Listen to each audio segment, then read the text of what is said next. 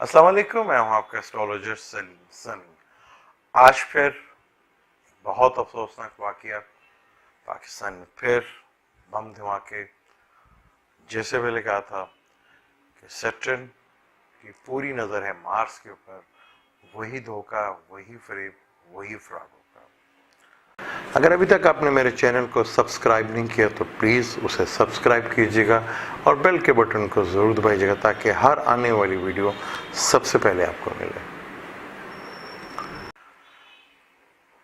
कहने का मकसद था कि सैटर्न जब भी या तो मार्स के साथ ऑपोजिशन में हो या दोनों एक दूसरे को देखते हो या एक साथ बैठे हों तो फ्रेब, धोखा और वही अब नॉर्मलिटी टाइम, जो चीज़ें वाक़यात हैं बढ़ जाते हैं, उनकी शिद्दत जो है वो बढ़ जाती है, वो चीज़ें ज़्यादा होने लगती हैं।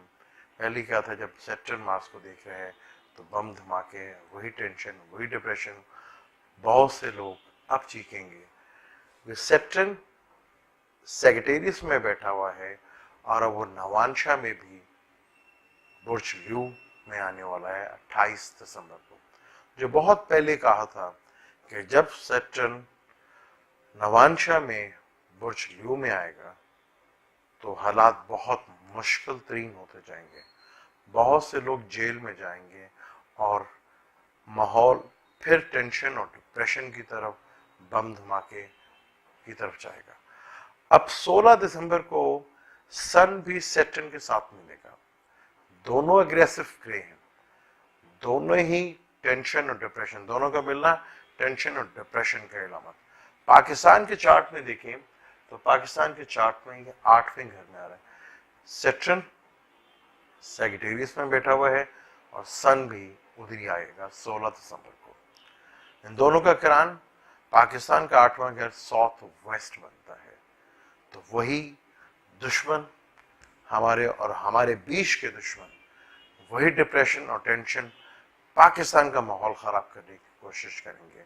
ये चीजें बढ़ती चली जाएंगी, बम धमाके सिलसिला जो है ये बढ़ सकता है। अब हमारी पूरी जिम्मेदारी है कि हम इन चीजों को, जहां हमारी फौज और हमारे इदारे काम कर रहे हैं तो आवाम को भी इससे काम करना पड़ेगा।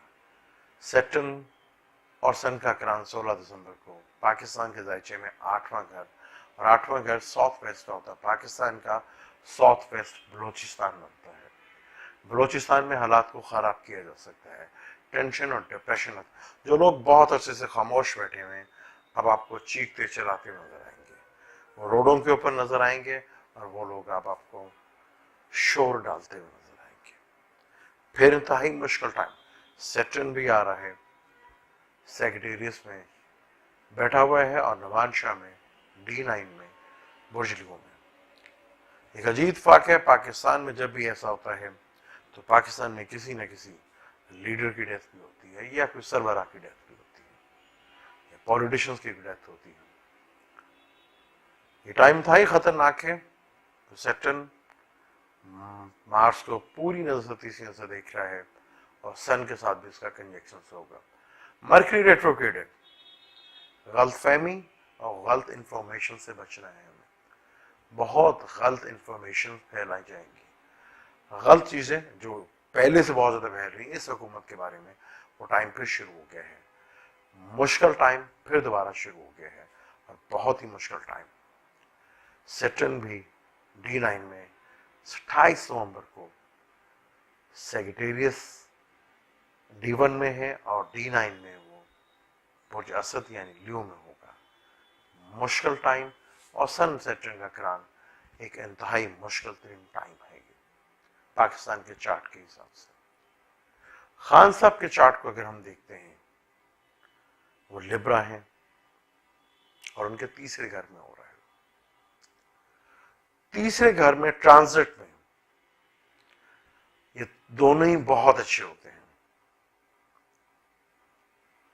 खान साहब के तीसरे घर में सन और सैटर्न बैठेगा और वहां बहुत ज्यादा अच्छे होते हैं। तो खान साहब सही डायरेक्शन में काम करें तो खान साहब इन चीजों को बहुत सख्ती से रोक सकते हैं ورنہ یہ مشکل ٹائم کافی تکلیف دہ ثابت ہو سکتا ہے. آپ مجھے دیں اجازت، انشاءاللہ نیکسٹ کسی ٹاپک کے اوپر بات کریں گے. اللہ حافظ.